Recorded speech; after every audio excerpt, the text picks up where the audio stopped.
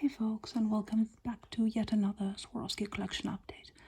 Now I'm going to show the new figurines from the last month and a half, which has been from my last update. I did my last update in the end of February, if I remember correctly. So I'm going to show the new figurines, and after that I'm going to show a couple of things and keep a really long and very boring lecture about money and Swarovski and how to buy Swarovski. So the new collectors might actually enjoy or get some profit from that, but those who only want to see the new figurines in my collection can just tune out and close the video after I've shown the new figurines, so they can save the time a bit. But we'll first show the new figurines. These are 2024 newest releases, Florere Rose and Lily. They came to my collection today, actually. Very beautiful.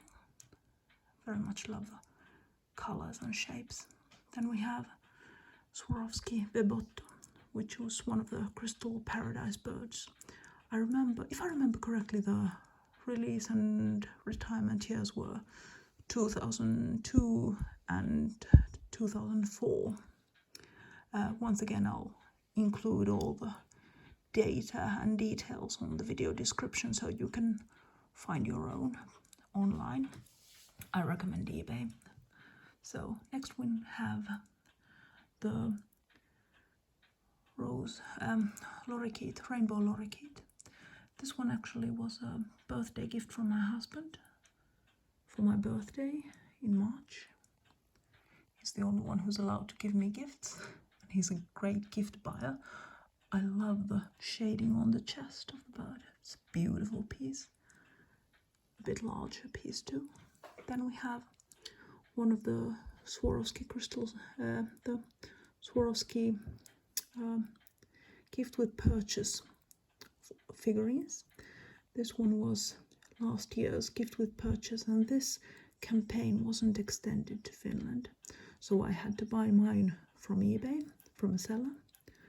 I'm a bit miffed with Swarovski every year because they keep some campaigns only in certain countries.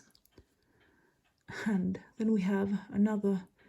I'm not completely sure if this one was sold only during events or if it was gift with purchase or both, but this campaign was also not available to Finland. This is 2020 Flower Dreams, a Starflower.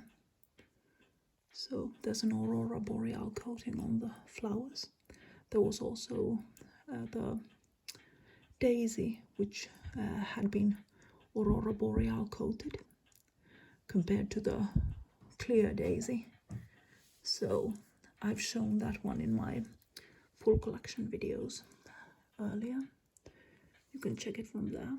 Then there's where Christmas tree green, one of the older Christmas trees, another retired piece, and finally we have the Mittens Ornament. Now I'm a bit uncertain about these because if you look at the way it's attached, it's just glue and there's no hook attached, so I'm a bit concerned how well it'll last. I like to keep mine displayed full year, so I'm a bit concerned how well it'll last during years of display, but there's no point in trying not to. I think, I myself prefer to keep everything displayed all the time, and so I'll just have to try. So anyway, those are the new figurines between end of February and today. So now I'm going to show one thing before I start my lecture. Now, I've spoken about this so many times you'll probably get bored with this. I have finally managed to buy one. It's not in my collection yet, but hopefully I'll be getting it soon. My friend has it right now. But this is actually why I didn't identify these pieces. I spoke about this in my last update. The photo on the left is the original photo they released on Swarovski's website, and the one to the right is the photo they released when it actually became available. These are actually just screen captures. So this is why I didn't identify the pieces immediately, because it looks so different with the different lighting. Now, like I mentioned earlier in my previous update, the center is from the Star Ornament gift with purchase from last year, and the petals are from Garden Tales Cherry Blossom. There's a cherry blossom ornament and cherry blossom magnet and cherry blossom the figurine, so the petals are from those and the center from another figurine, but very pretty still. But this is why I didn't identify it earlier. I keep telling myself that and possibly trying to make excuses why I feel so stupid. I just didn't identify it earlier. But now anyway, I'm going to go to the subject of how to save money when you're buying Swarovski. A friend asked me about this. She's new to Swarovski, and I don't have the time to advise new collectors and give this advice to everyone. So I promised to do this video, and this is probably old news to old and experienced collectors, but perhaps some use to those who are new at buying Swarovski. And the subject she asked is how to save money when you're buying Swarovski. And my first thought is don't buy Swarovski if you're trying to save money. It's not a cheap collectible. They are actually apparently trying to up their prices and going higher on their prices because they're trying to achieve the status of a luxury brand. So the prices are pretty ridiculous in my opinion, but that's collecting for you. If you want to buy just any glass figurines, you can buy, there are other manufacturers, or you don't have to collect at all. You can just admire other people's collections and look, but you can buy cheaper glass figurines from someone, some other manufacturer. If you want to buy genuine Swarovski, then you should always limit yourself.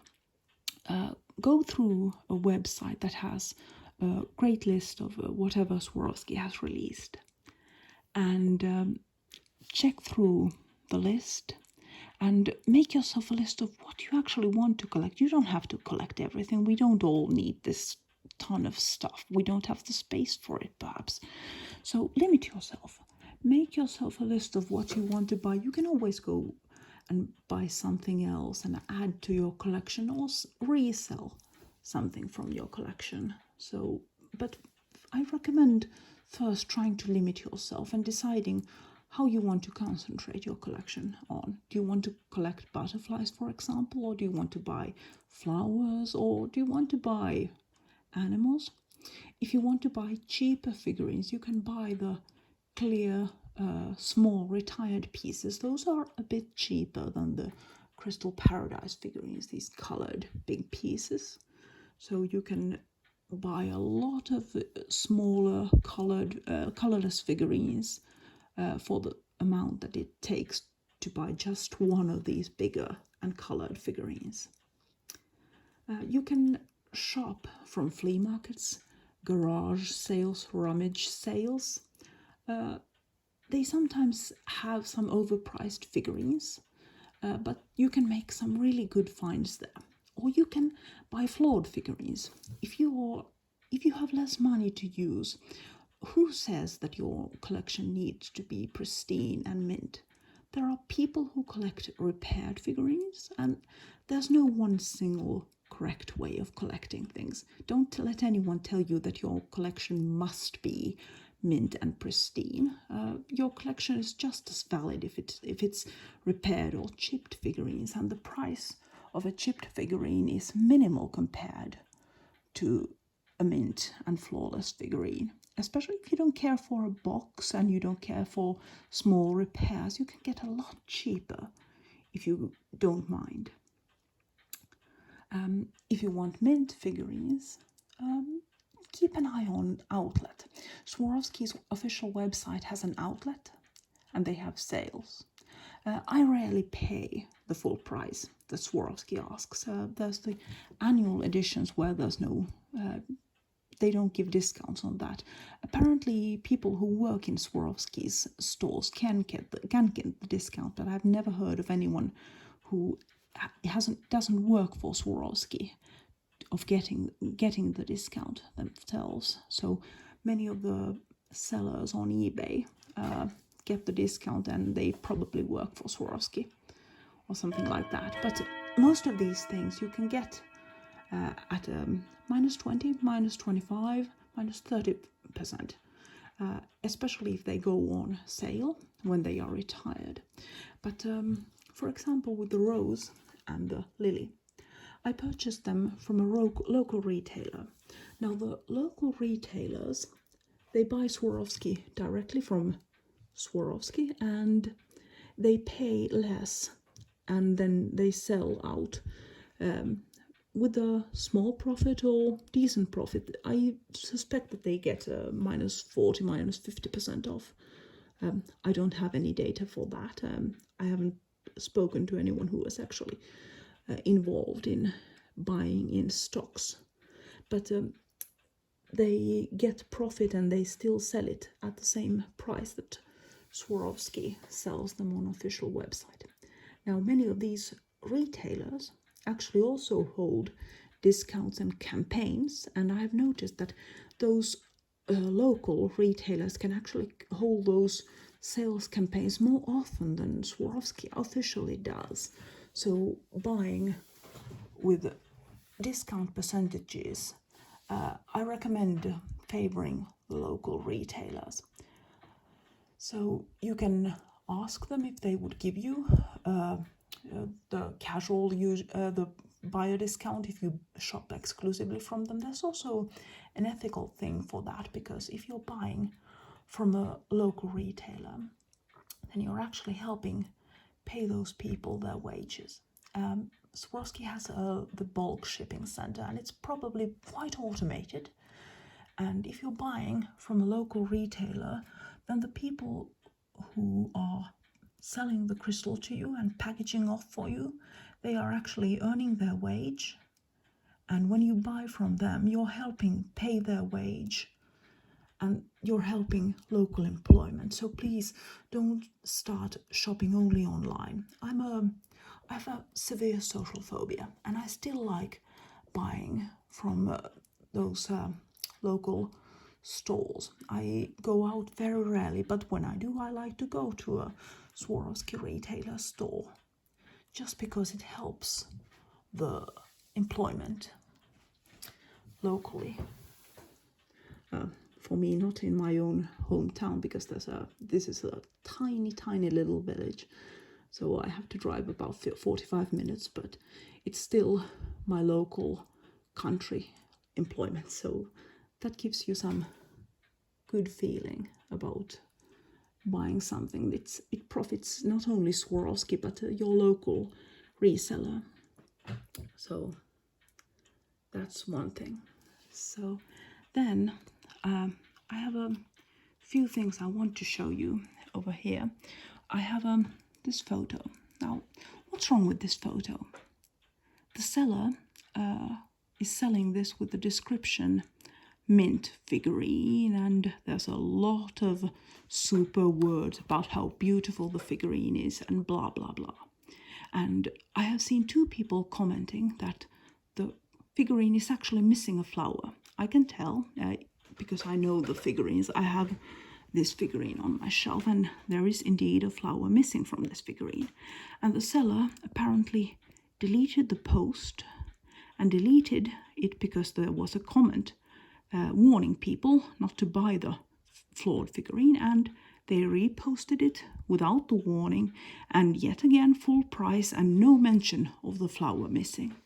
Now, if you were to buy this, then the seller would be telling you that you saw what you were getting, and if there was a flower missing, you should have seen it in the photo, so they don't think that they are at fault, and they will tell you that they are not a Swarovski professional or something like that, and then you have a big fight on your hands to get your money back on and to return the figurine.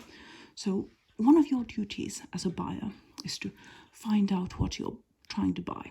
So you have to, if you're looking to buy this figurine, you should first Google the thing and see how it's actually supposed to look like. Don't trust the seller's word alone, especially if you're buying on eBay or on Facebook. This one was on Facebook. So Facebook is a very good place to get scammed out of your money. This is not a scam as per se, but it's very dishonest to delete the comments when people are trying to say to you that this is a flawed figurine, and they just don't want their buyers knowing that this is a flawed figurine. There's also a counter to that. There was a case on eBay where I saw the seller had received negative feedback because the buyer had purchased one of these butterflies. And they had given negative feedback because they had bought the butterfly to the right, which is the US exclusive butterfly, and it doesn't have the stone underneath it.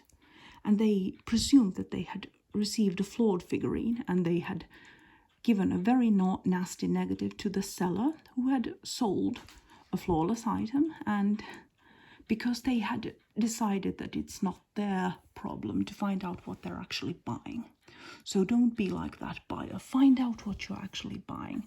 That's actually your duty, to find out what you're actually buying. And then I'm going to show you one thing, which is how to get the cheapest possible price. If you're looking at Swarovski's outlet or sales, and if you're getting it at -30%, -40%, -50%, then that's probably the cheapest you'll get. But if you're looking for a flawless figurine easily. But if you're shopping on eBay, this is a good way to find out the price level. So I have rabbit with tulips, but if I were searching for that, then I would search rabbit with tulips, and it would offer me several options. And I would make sure that this is sorted with the lowest first. So this includes the price. So now I would see that this first item is actually cheaper with shipping included. But the problem is that, of course, these are from United Kingdom and I'm from Europe. So I would have to pay the import tax. So you can basically use this setting in the right to limit to your own personal tax area. So if you're inside Europe, you may want to limit this to Europe, and it sorts out all the United Kingdom and US items, and then you are left with only the items in European Union.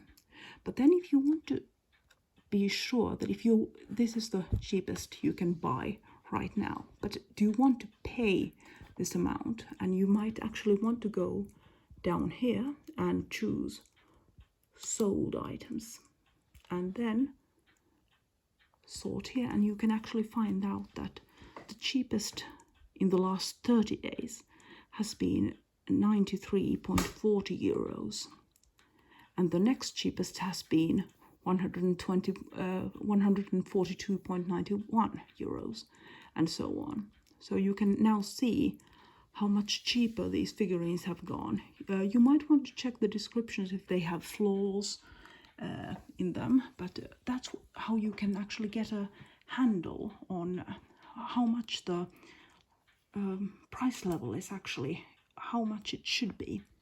So that's how you can find the price level, and then you might decide that you don't want to pay more than 100 euros, for example, for the rabbit, and you might want to keep it on your watch list and save a search and possibly add some of those on your watch list on eBay. And some sellers actually offer a discount if you keep things on your watch list. So you might get some cheaper discount offers that way. But so that's one way to see if you actually want to pay the first price that is offered. And whenever you're buying something, if you don't know for sure how much you should pay. That's something you should check first. There are people who can afford to pay anything, but why should you?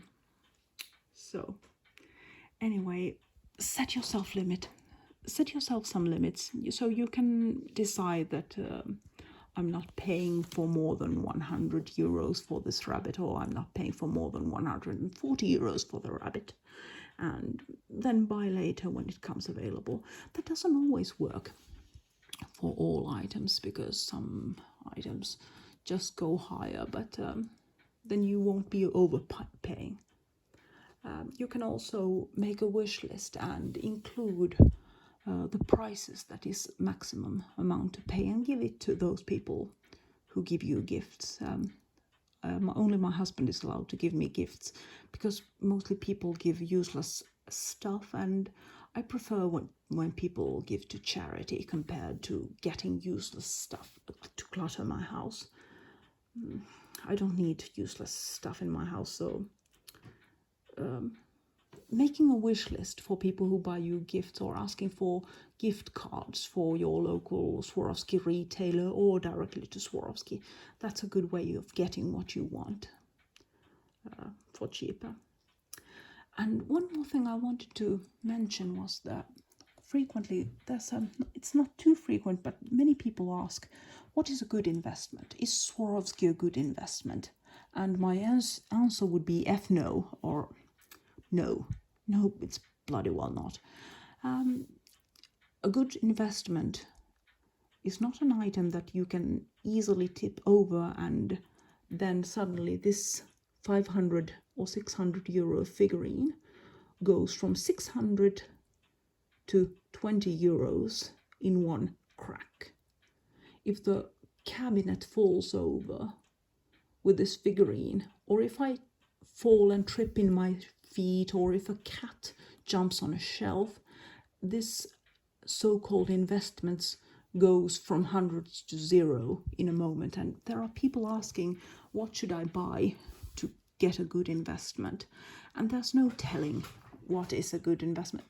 No, if you want to make a good investment, buy gold. You can buy stocks, some certain stocks with a low risk but a lower gain. But Swarovski is not a good investment. There are some Swarovski items that go higher when they are retired, but that's actually, they release 100 figurines per year, 80 figurines per year, and out of those figurines, perhaps less than 5 perhaps will go higher. And usually it's not even the limited edition pieces. Some of those limited edition pieces which were sold to people as great investments have actually gone down in value.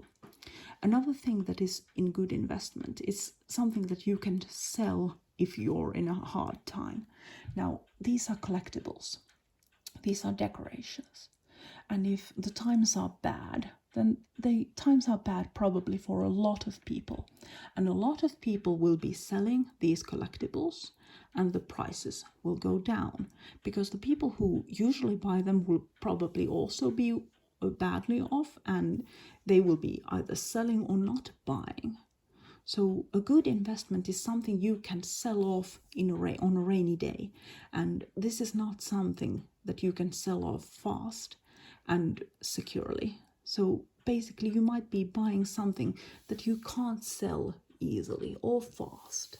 And then there are other cases where, for example, a figurine breaks during shipping, and you lose money unless it's insured. Always insure when you're shipping something out. That way you won't lose your money. The shipping company. But always insure. But these are decorations. Don't use them as investment. That's a bad idea. If you're buying them, buy them because they bring you delight, because they make you happy, or because they make the person you're giving them happy. Buy something that they like, but keep them away from the investment category. It's not a good investment. So that's my slightly ranting advice. and a very, very long lecture. I hope I'll see you later, but perhaps with a little less boring and a lot more short update. See ya!